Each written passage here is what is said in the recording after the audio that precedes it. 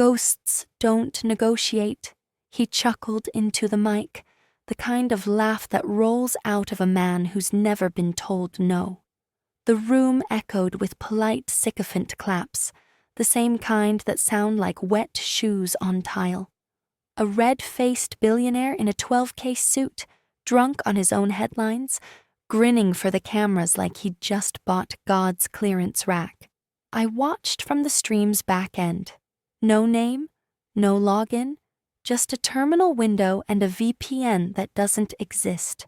He stood under my company's new banner, shaking hands, basking in the spotlight of a $375 million acquisition he thought he understood. The last founder's just a ghost in the system now, he said, smug as a frat boy who thinks foreplay is optional. No records, no input, no relevance. We're clearing out the dead weight. He held up a signed agreement like a trophy. Everyone laughed. I didn't. That phrase, ghost in the system, wasn't poetic. It was legal. And by design. My design. By the way, if you're listening and haven't already subscribed, do us a small favor. Click the subscribe button and like the video. It takes half a second, and it keeps stories like this one alive. Trust me, the best part is still coming. I wasn't there because I wasn't supposed to be. Not on paper, not on Slack, not even in the dusty footnotes of the HR database. No exit interview, no corporate farewell. Just an empty chair and an auto-reply that never expired. 3 years ago, I asked for exactly that. A clean, vanishing act.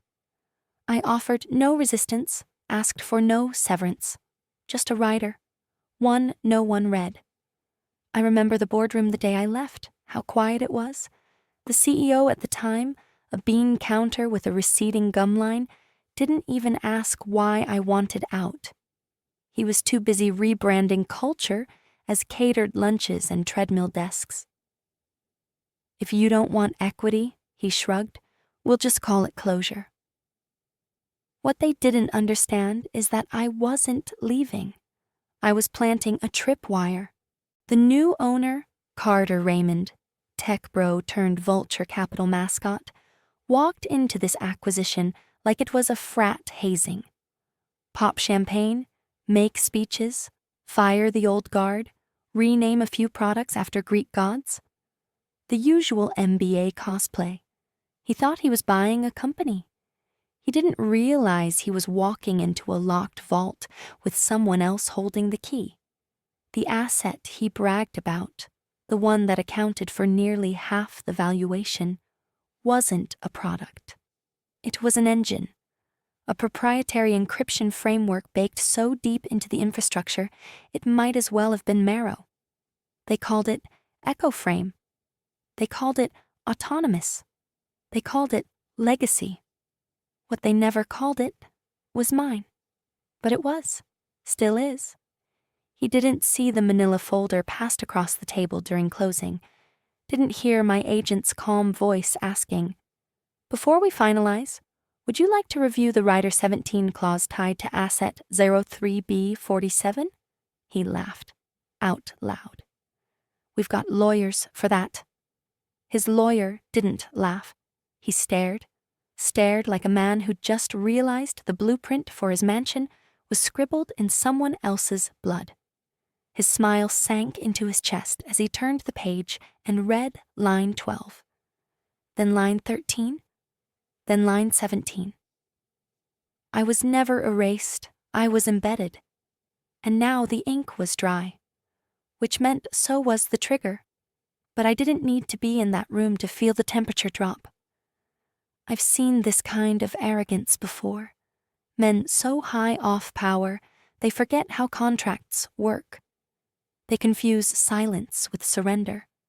They forget that shadows stretch longest just before lights go out. So let him laugh. Let him grandstand and toast and cut the ribbon on his little empire. Let him call me a ghost. I didn't haunt the system. I wrote it. 3 years ago, I walked into HR carrying nothing but a plain manila envelope and a black coffee with too much sugar. No tears, no dramatic monologue, no cake in the break room. Just a quiet printout and a request. Process it today, no goodbyes, no emails, no fuss. I'd spent 13 years in that building, longer than most of the executives combined. I built systems under budget and ahead of schedule. I trained half the engineering team, fixed code the CTO didn't understand, and wrote the encryption framework they later renamed EchoFrame, like it was summoned by some divine engineer. They never really saw me, only the results, which frankly was fine. You learn how to work in the shadows when every meeting room smells like Axe body spray and unspoken condescension. By the time I handed over my resignation, I'd already wiped my name from the company wiki. My photos, gone, email, set to auto-delete. My final push to the server didn't carry my initials. It carried a signature hash that only one internal tool could verify, and that tool was already deprecated by the time I left. I had been phasing myself out for months. Quietly. My only request? A rider. It wasn't dramatic. It wasn't even long. Less than a page. Nestled in the standard IP retention section, subclause 14.3.8, where most legal drones stop reading because their salad order just arrived. It was buried beneath a sentence about escrow control during transfer of controlling interest. I didn't bold it. I didn't need to. Legal's junior associate skimmed it, blinked twice, and said, "Huh, clever." Then she stamped it. No severance, no options. Just a clause. That night, I walked out through the side entrance near the dumpsters, same way I used to sneak smoke breaks during 80-hour build weeks. I didn't look back, didn't take my office plant or that stupid engraved mug they gave me for 5 years of dedication. Left it all. Because I knew the house was about to be sold. The board had started whispering about growth stage capital and strategic partnerships. They brought in consultants with hollow eyes and tighter suits. You can feel it when a company's soul is being measured in quarterly growth charts. I wasn't going to wait for the reorg memo or the passive-aggressive realignment talk. So I made my exit look like defeat. I let them think I was burned out, that I'd taken up yoga or pottery or whatever they thought women did when they lost their edge. I even left behind a fake Gmail with an out-of-office reply that said I was exploring new creative ventures. Let them picture me knitting somewhere in Maine. The truth? I was anchoring myself to the one thing they never truly understood. EchoFrame wasn't just code. It was scaffolding. Every API, every user credential, every shard of encrypted data sat inside a framework that recognized one thing above all else: ownership. And ownership, according to my clause, had conditions. You could replace the team. You could rebrand the company.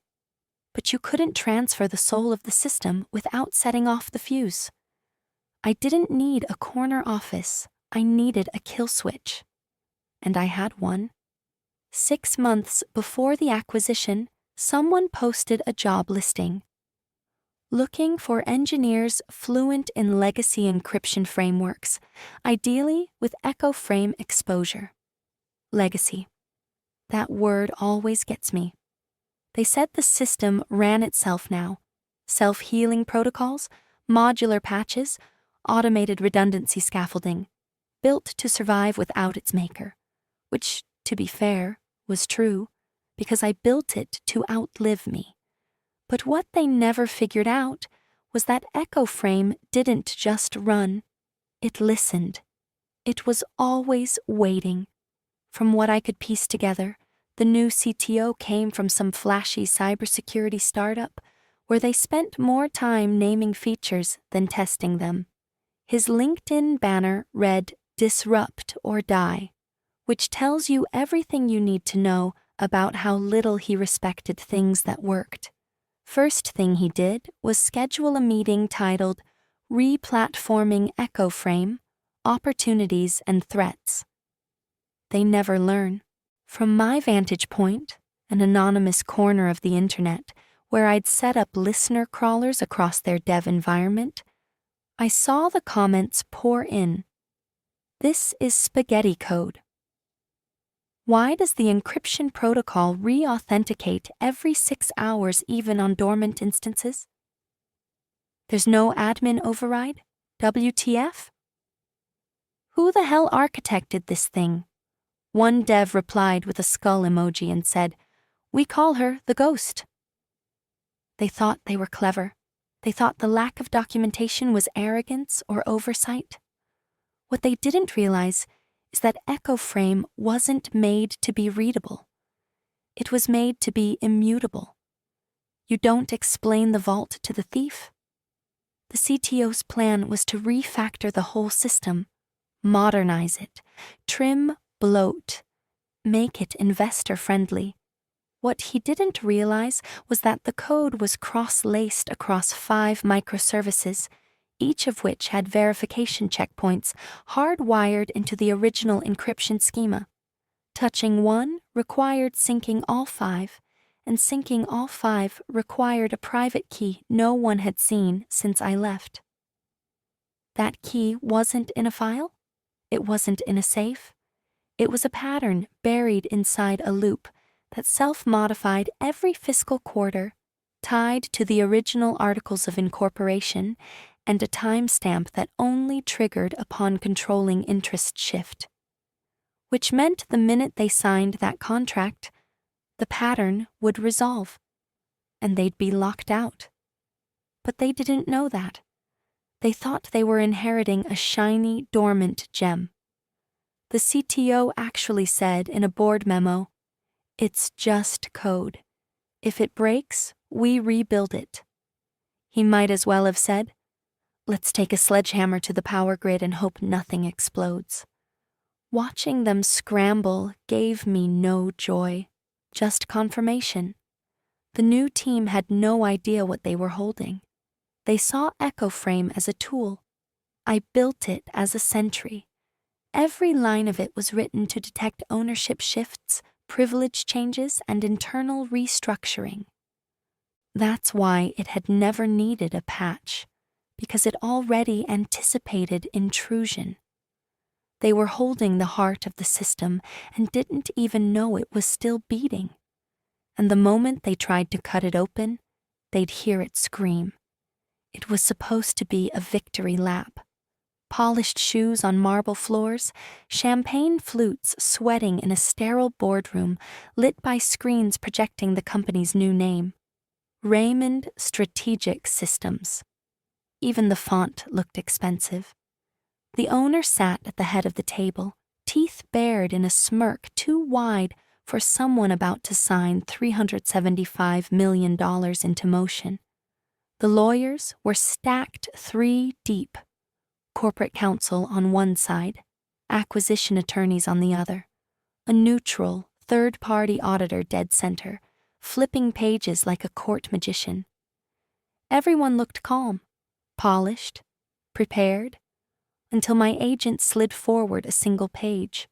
No fanfare, no cleared throat, just a subtle movement of his hand, as though passing a napkin at a dinner party. "If we could take a moment to verify the rider on asset 03B47, he said, voice low and practiced. Specifically, section 17.6. The owner, Carter Raymond, chuckled without looking up. "We already paid the lawyers for that. Let's not hold up the show." He was riding the high, thought he was charming, thought paperwork was beneath him now, an annoying obstacle between him and the congratulatory press release. But one of his attorneys did look. A middle-aged partner from Randall and Sloan, slicked hair, crow's feet, no-nonsense demeanor. He flipped back 3 pages, then 4, then blinked. He didn't speak right away. just stared at the claws, jaw tight, pupils narrowing like he was trying to read something that might bite him. Carter leaned over, still smiling. "What's the issue?" The attorney didn't answer. Not right away. He scanned the rest of the page, then whispered something to the junior associate beside him. She started typing furiously. My agent didn't press, just sat back, fingers laced, like he'd already seen this movie.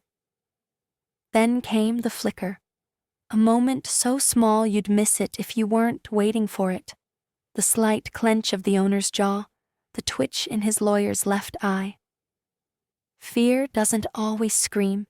Sometimes it just breathes different. "I'm going to need a moment," the lawyer finally said, standing with the claws still in his hand. Carter laughed again, but this time it came out wrong, thinner. "What is this? Some footnote?" The lawyer didn't answer. He stepped into the hallway, phone already to his ear. Inside the room, the energy shifted. One of the tech consultants leaned forward, brow creased. "Is this about Echo Frame?" he asked, already nervous. My agent nodded once. "Asset 03B47, he said calmly. "It's governed by a rider filed during the resignation of the asset's original architect. The clause states that upon transfer of controlling interest, defined as a change in majority ownership, the core IP rights revert to an external holding entity unless license renegotiation occurs in advance." "What the hell does that mean?" Carter asked, now visibly irritated. "It means," my agent said, "the minute this deal closes, Echo Frame no longer belongs to this company. It reverts. Automatically." Silence, not the good kind. On the projection screen, the new company logo hovered like a curse. Outside the glass, the attorney returned, pale, phone still in hand. He didn't sit. "We need to talk," he said to Carter. The celebration fizzled. The pens were still uncapped, the signature page halfway across the table. The ghost clause was alive, and it had just awakened. At exactly 2:41 p.m., Carter Raymond pressed the pen to paper. He didn't look up, didn't blink, just signed with the theatrical flourish of a man who believed the hard part was over. The room exhaled as if on cue. Champagne was already being poured.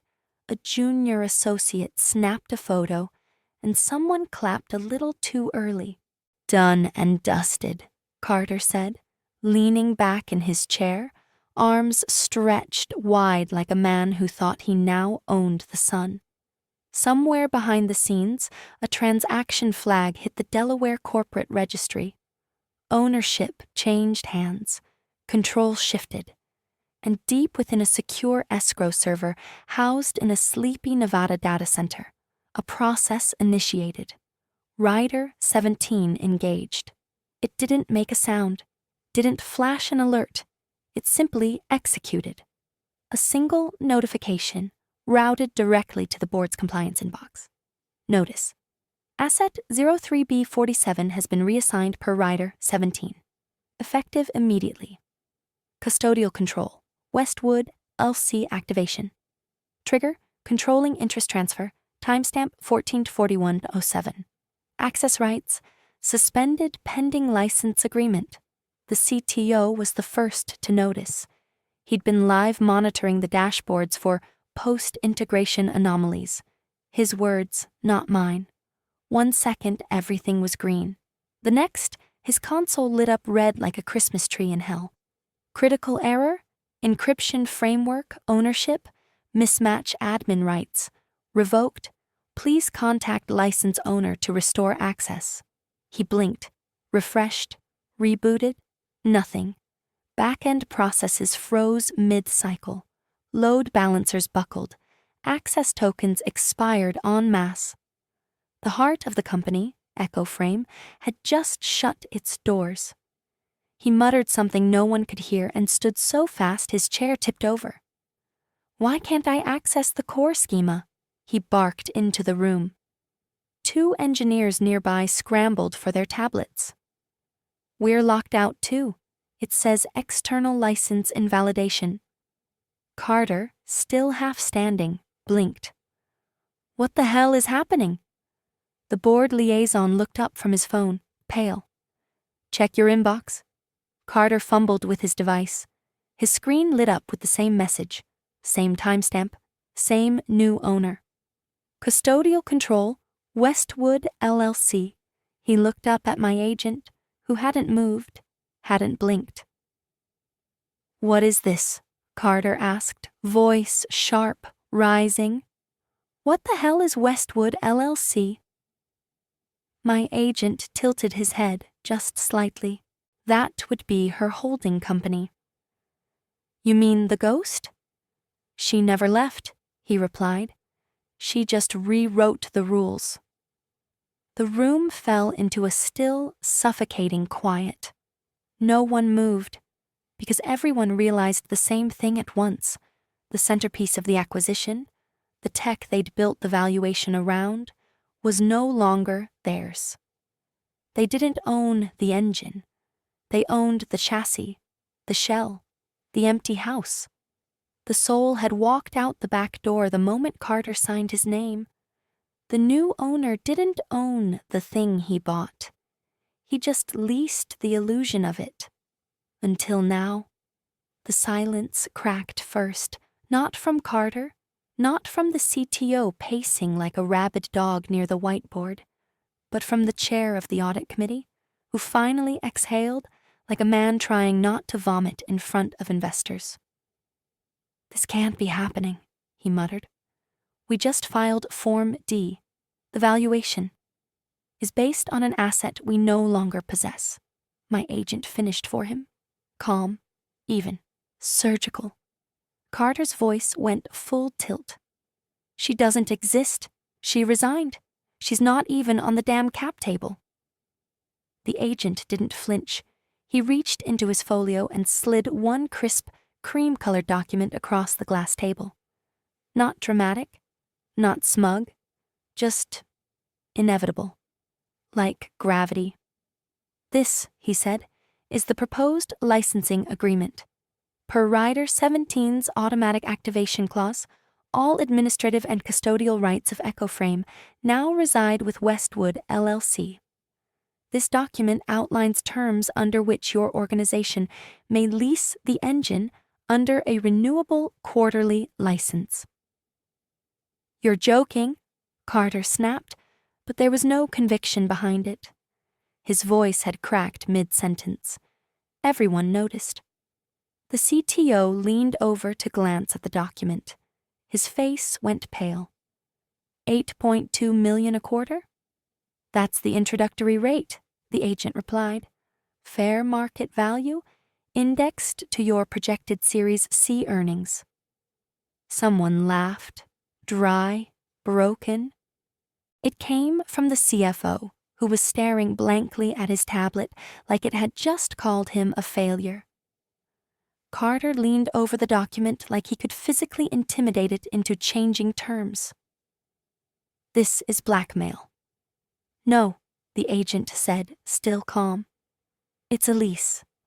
Breach of Rider 17's terms constitutes a willful violation of IP custodial law under federal code, which carries automatic penalties of triple damages, immediate forfeiture of related trade secrets, and a 10-year licensing ban from applicable technologies. Legal will confirm." Everyone turned to the head of legal. She didn't even look up. "It's airtight." That's when Carter's performance died. His shoulders dropped. His hand went limp on the table. For a man who'd just been celebrated as a visionary, he now looked like a kid caught cheating on an open book test. The board started whispering, snippets about fiduciary duty, investor exposure, clawback clauses. The air shifted. The celebration had mutated into a negotiation with a ghost. But my agent wasn't done. "Payment is due within 15 business days of license activation," he said. Late fees accrue daily. Any attempt to reverse engineer, clone, or replace EchoFrame within the leased environment will void the agreement and activate enforcement. Enforcement? The CTO repeated, voice barely above a whisper. My agent gave the faintest nod. Clause 22.3.4, Reversion Protocol.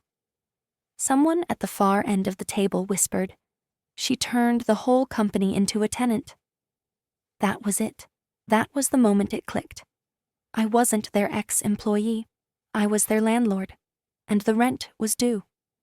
The first headline dropped 2 days later. System malfunction freezes Raymond strategic rollout. Sources cite encryption lockout. Carter's PR team scrambled, pumping out a press release so hollow it might as well have been written on toilet paper. Minor integration delay due to technical inconsistencies within legacy code. Our team is actively resolving the issue. Bull. Behind the scenes, the truth oozed out like a cracked pipe under pressure. The CTO's access was still revoked. DevOps was running on fumes, unable to deploy without touching EchoFrame. And every time they tried to reroute, the framework flagged the unauthorized activity and self-throttled the environment back into read-only mode. It wasn't a glitch. It was enforcement. The clause had no wiggle room, no back doors. Not because I was vengeful, because I was precise. Because I knew this day would come, when someone with a champagne ego and a PowerPoint understanding of infrastructure would assume that silence meant weakness. He called a press conference the next morning. Carter stood there, sleeves rolled up like he was still the hero of this story, jaw tight as he read from the teleprompter. There is no threat to user security. We are simply modernizing older systems. Any interruptions are unrelated to the recent acquisition and have no impact on long-term growth. He didn't look up once, but his voice shook. Because internally, his investors were asking real questions now. Because 3 key accounts had paused their contracts until platform stability returned. Because engineers were whispering, asking if anyone had a contact number for me. That's when the term started circulating, Ghost Architect. It started on Slack. Someone posted a screenshot of the access denial message. EchoFrame administrative rights revoked. Custodial license enforced by Westwood LLC. The comment thread below exploded. Who the hell is Westwood LLC? She's back. Did anyone ever meet her? Ghost Architect is real. She never left. She's just watching. Someone even changed the company wiki to include a photo of an empty chair under the Founders section. Caption: You don't erase a ghost, you just stop seeing her. Within 72 hours, the myth was louder than the man. Internal compliance had run the clause through every legal interpretation they could invent, and came up dry every time. Rider 17 stood, immutable, signed, triggered, enforced. All the control Carter thought he'd bought came with a key he didn't possess, and a lock that answered to no one but me. They could keep the company, keep the name, the branding, the empty applause, but the engine that ran it, they rented that now. From a ghost. The final version of the lease landed on Carter's desk Monday morning. 49 pages. Clean. Precise.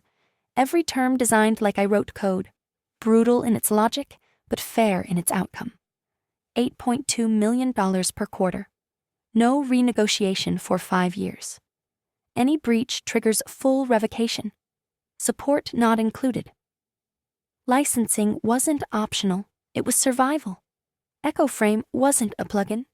It was the spine of the entire company, and without it, Everything above it crumbled like a luxury condo built on matchsticks.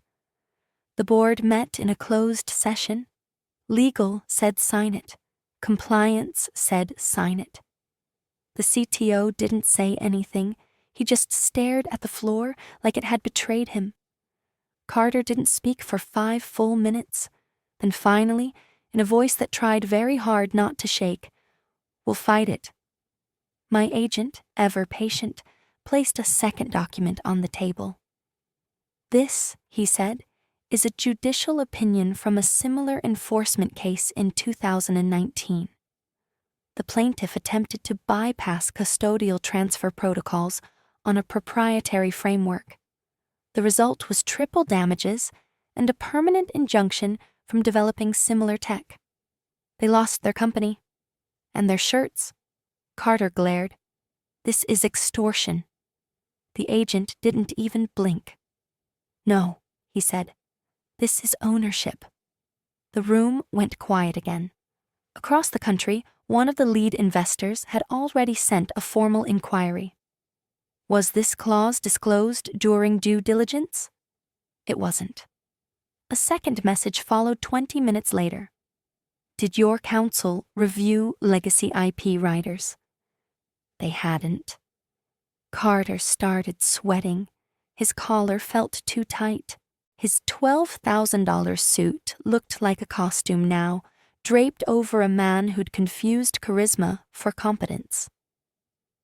"You don't understand," he snapped, pointing a finger at the agent like a spoiled kid demanding a refund. "She's gone. She quit. She gave this up. She doesn't get to come back and hold us hostage." That's when the agent looked up for the first time. Really looked at him. "You laughed at her," he said, calm, icy. "You called her a ghost." Carter went still. The agent leaned back in his chair, adjusting his cufflinks as if this whole mess was just another Tuesday. "She wrote the system." And just like that, the weight shifted again. She hadn't been fired. She hadn't been erased. She'd simply stepped back, turned the key, and waited for someone arrogant enough to think silence was weakness. Now the lawyers were hers. The framework was hers. The terms were hers. And the company, despite the marble floors and the billion-dollar logo and the smug press junkets, was standing on borrowed code. Leased from the one person they could never replace. Because no one fired her. No one could.